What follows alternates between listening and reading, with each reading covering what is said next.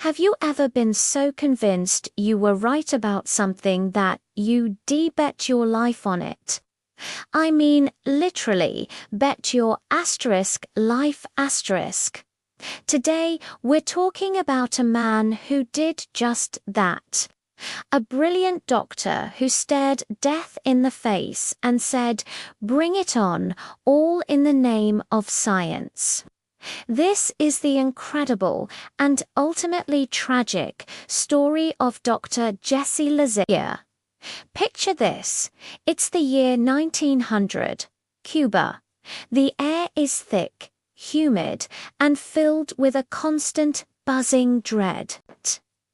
Not just from the political tension following the Spanish-American War, but from an invisible, terrifying enemy. Yellow fever. They called it Yellow Jack. It was a horrifying disease. Victims would develop a high fever, severe muscle pain, and a telltale yellowing of the skin and eyes, jaundice.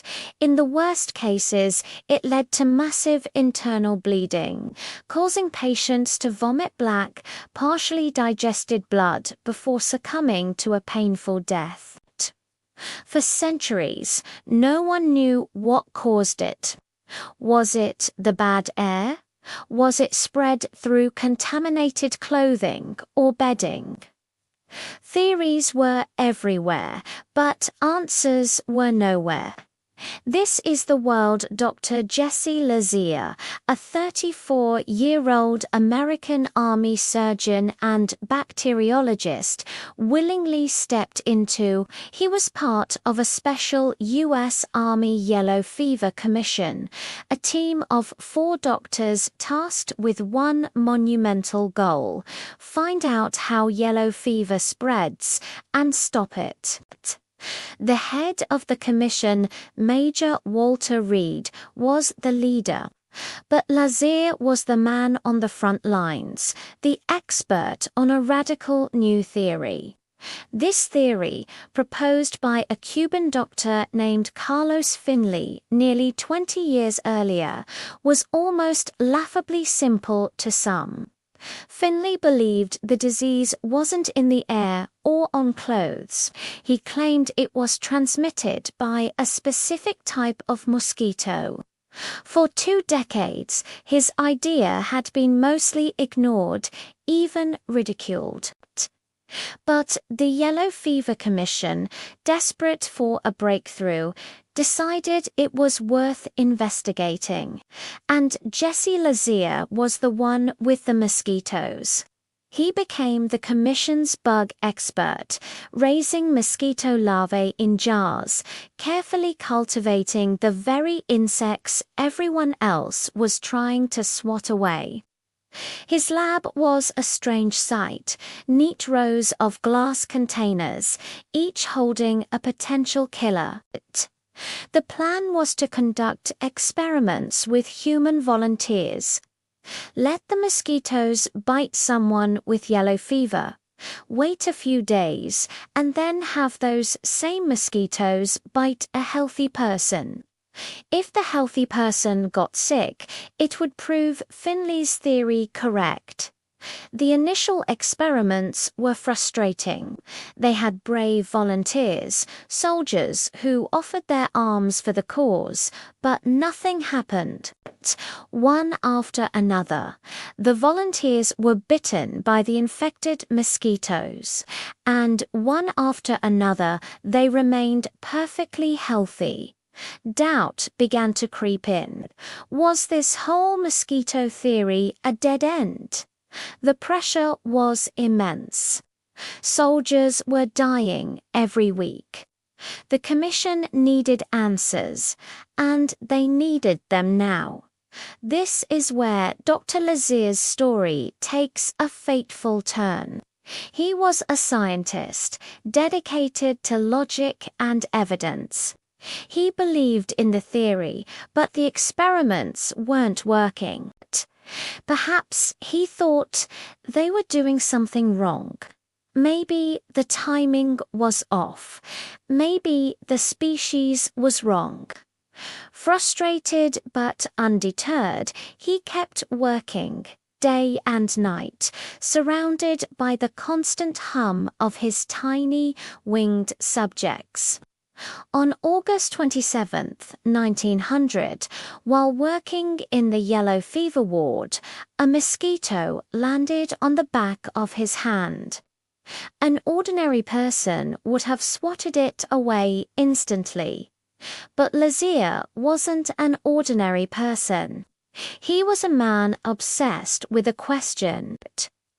In that split second, he made a decision that would change the course of medical history. He watched the mosquito, he let it stay.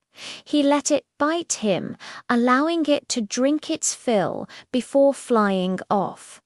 Why, we can only speculate. Was it a moment of pure scientific curiosity, a calculated risk? Or was it an act of quiet desperation, a way to test the hypothesis on the one subject he could truly control, himself? He didn't tell his colleagues what he had done. He simply noted it in his logbook, a brief clinical entry. For 5 days, nothing happened. Life went on. Lazear continued his work, tending to patients, managing his mosquito lab. He must have wondered if, once again, the experiment had failed. Maybe that mosquito wasn't carrying the virus. Maybe the theory was wrong after all. Then, on the evening of September 13th, another mosquito bit him. This one was a deliberate part of an experiment, one he was conducting on another volunteer, but this time it was different.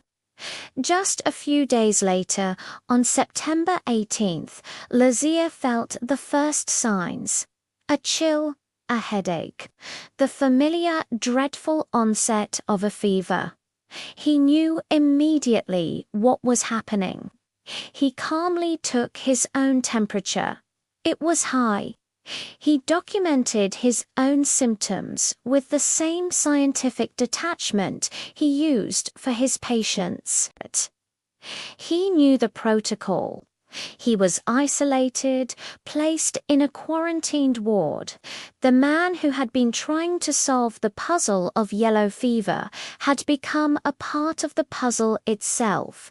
His fellow doctors, including his close friend James Carroll, who had also contracted the disease but was beginning to recover, watched helplessly as their colleague's condition deteriorated rapidly. The disease was brutal. The fever raged. The jaundice set in, turning his skin a ghastly yellow. Delirium followed. In his moments of clarity, he reportedly insisted that his case be studied, that his own suffering be used as data. He was a scientist to the very end. On September 25, 1900, just 1 week after the fever started, Dr. Jesse Lazear died. He was only 34 years old, leaving behind a wife and 2 young children he would never see again. His death was a profound tragedy, but it was not in vain. It was the proof the Commission needed. The horrifying, undeniable human proof. His self-sacrifice, whether intentional or accidental, galvanized the team.